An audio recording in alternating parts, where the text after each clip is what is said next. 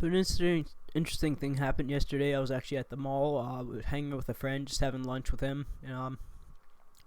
And he wanted to just look at into a shop. So we're walking to the shop, and I happened to see my old trainer.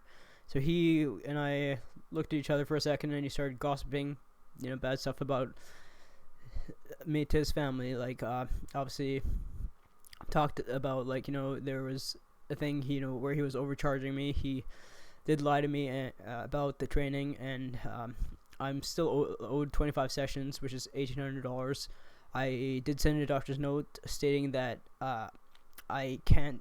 I was mentally unwell at the time when I signed the contract, and I just want the refund because I'm no longer with Good Life. But Good Life wants me to be a part of Good Life in order to use the sessions, and they denied that doctor's note. So I'm gonna have to go further, try to get another doctor's note, just keep going in circles, at least keep up the fight.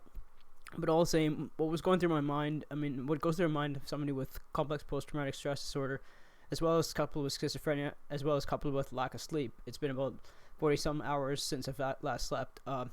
What goes through your mind is, you just start recalling past traumatic events that were related to this person. Like, he did say a lot of insensitive things the whole time. He wasted my time a lot of the time. And it just couples. And I posted on Instagram my new gym. Like, I go to a different gym now, one that's a lot closer and a lot cheaper.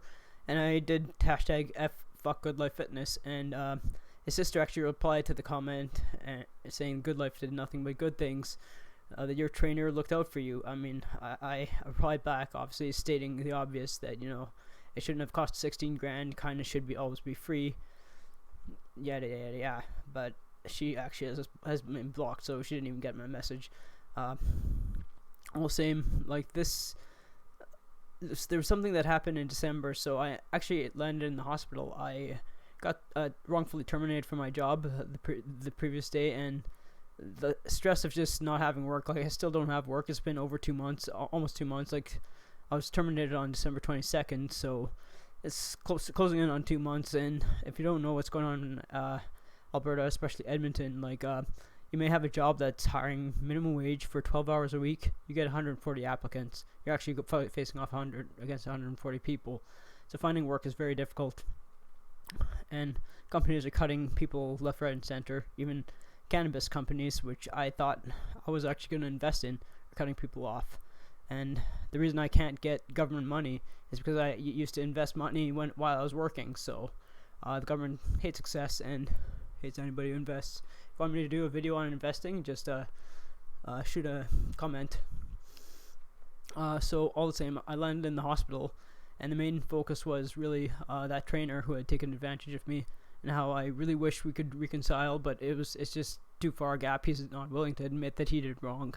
But the thing that happened in the hospital was I actually ended up leaving the hospital that same day because I felt more suicidal in the hospital due to neglect.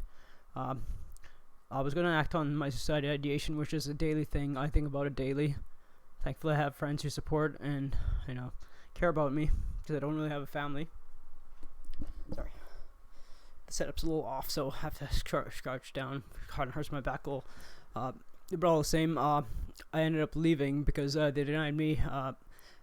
There was beside me some native woman who was a drug addict. She was withdrawing from drugs, so naturally she was very hungry, and she was all asking for codeine, opiates, you name it. And so all the attention was paid to her, because the world is about harm reduction.